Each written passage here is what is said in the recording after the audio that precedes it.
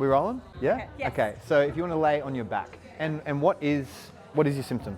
I don't know, do you want me to describe in like full detail? Yeah, describe it in full detail.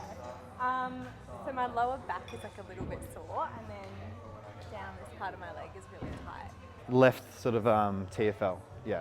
She's pointing towards her left abductors really. TFL, glute med, glute min, IT band. So we want to see the joint action. We want to see if she's limited in external rotation on the left hip compared to her right hip. So if you roll onto your belly.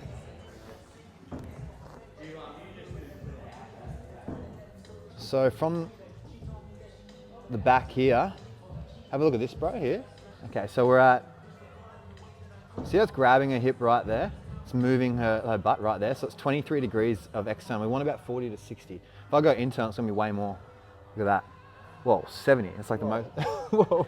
It's not like the most I've ever seen. Okay, so now we'll check her external on the right leg and look at the difference. It's 43. So she's got 23 external on the left leg and 43 on her right leg.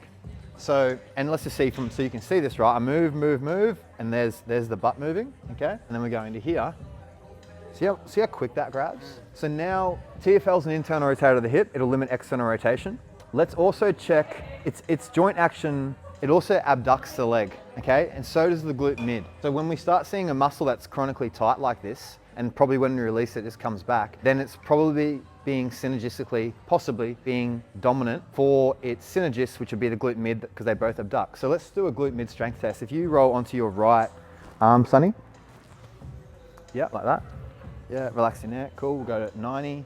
Which was the leg? It was the left leg, right? Yeah. Yeah, okay. So I'm gonna grab this, I'm gonna hold it up here. So TFL and glute mid will do this. So if I take it into extension, it's gonna inhibit the TFL a little bit, okay? You're gonna hold that there, I'm gonna let go, okay?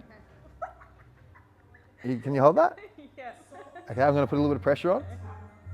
So done it to a lot of people, that's not pretty weak. Okay, let's do the other side. More important, let's compare it to the other side. Back into extension. Okay, hold. Okay, and that's a fair bit stronger. What does that feel like for you? Does it feel stronger on this side? Yeah. Yeah. Okay. We know that the left glute mid's weak.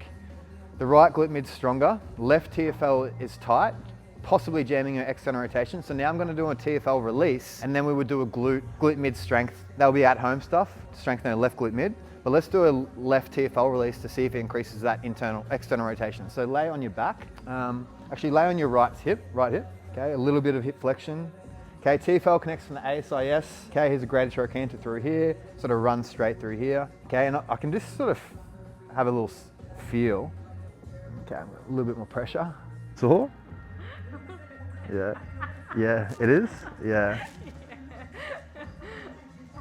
One of those people that laugh when it gets super painful. So all we're doing is just taking the tone out of this. Hopefully it frees up external rotation. And then we know the theory's hopefully probably right. That's pretty sore, yeah? Just a little bit. Sorry. All right, let's go. Let's Oj lad. Sunny. Okay, so now we're at 41. Okay, so what was it, 20 something? 24, 23 or something? 23 degrees of external. We want about 40 to 60. Right there. No, it's actually at 47.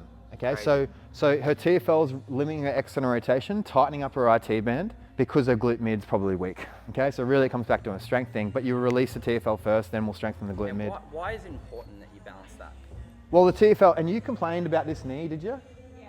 TFL will if it gets super tight, it'll externally rotate the tibia. So it'll create a torsion in the knee, right? And I've seen people where it's actually been the full cause of their knee instability, and they roll it out and it gives them that temporarily stability back. But it's important because the glute mid is the lateral stabilizer of the hip. So if I'm taking, say my left one's on, I take a stance, this leg stands up, and this is contracting right now to not let this drop down. Okay, so this contracts and pulls the hip up. So I'm getting this level plane of a pelvis and a level spine as I walk through gait. So for her, it'll be weaker.